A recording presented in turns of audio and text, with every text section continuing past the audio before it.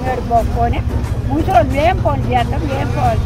నా మనవరాలు మొన్న దాన్ని పెరుగు చచ్చిపోడు చిన్న పిల్లడు దాని పెన్షన్ ఆఫీసర్ అది ఎలా పోతుంది.